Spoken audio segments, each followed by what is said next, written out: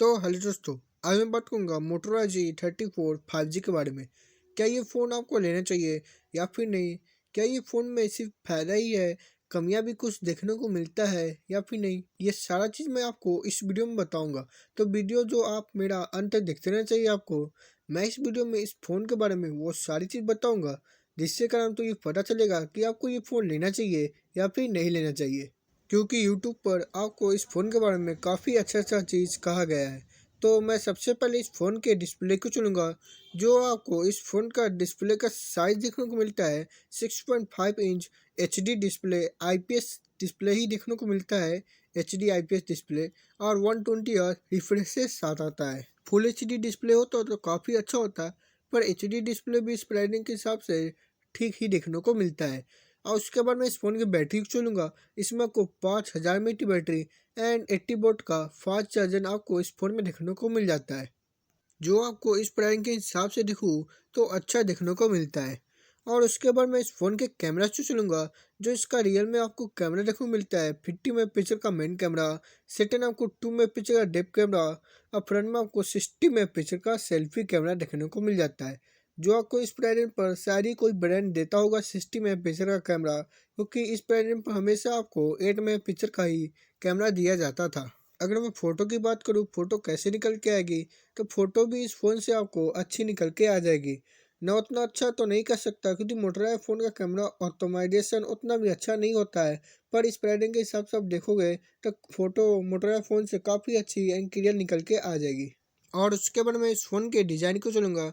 जो इस फ़ोन का डिज़ाइन है आपको काफ़ी अच्छा लगता है देखने में। पीछे जो लेदर फिनिशिंग साथ आता है वो काफ़ी अच्छा लगता है आपको देखने में। और कैमरा के डिज़ाइन भी आपको काफ़ी अलग देखने को मिलता है। और उसके बाद मैं इस फ़ोन का वेट एंड थिकनेस को चुनूँगा। जो इसका वेट आपको देखने को मिलता है 180 ग्राम का इसका वेट है। थिकनेस आपको 8 mm देखने को मिलता है। डिजाइन और पकड़ने में भी काफ़ी पतला लगेगा आपको इस फ़ोन। और इस फ़ोन से सबसे हाईलाइटेड फीचर जो इसका चिपसेट आप मान सकते हो, क्योंकि इसमें जो आपको चिपसेट देखने को मिलता है, ये जो चिपसेट है आपको हमेशा 20,000 के नीचे के फ़ोन में देखने को मिला है, 20,000 15,000 के फ़ोन के बीच में देखने को मिला है। पर वीवो में आपको, मतलब वीवो V29 में तो ये जो चिपसेट है 25,000 में दे रहा था वीवो। चलिए छोड़िए, वो अलग बात है। वैसे भी वीवो जो फ़ोन का जो चिपसेट है वो अपने प्राइस रेंज के हिसाब से ओवर प्राइस रखता ही है। तो मैं मोटोरोला के चिपसेट के नाम बताऊँ तो क्वालकॉम का 695 देखने को मिलता है।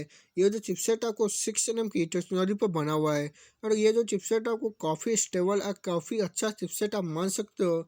ये जो चिपसेट है पिछले साल बहुत सारे फ़ोन में देखने को मिला है। और वीडियो पसंद आ रही हो तो एक लाइक कीजिएगा, पसंद नहीं आ रहा तो डिसलाइक भी कर सकते हो, और पसंद आ रहा हो तो चैनल को भी सब्सक्राइब करती जाइएगा।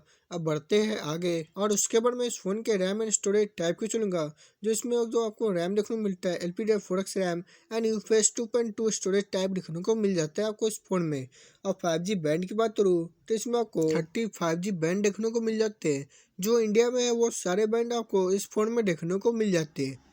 और उसके बाद मैं इस फ़ोन के प्राइस को चुनूँगा। जो इस फ़ोन का प्राइस आपको देखने को मिलता है 4GB रैम 128GB स्टोरेज आपको 11,000 के देखने को मिल जाएगा।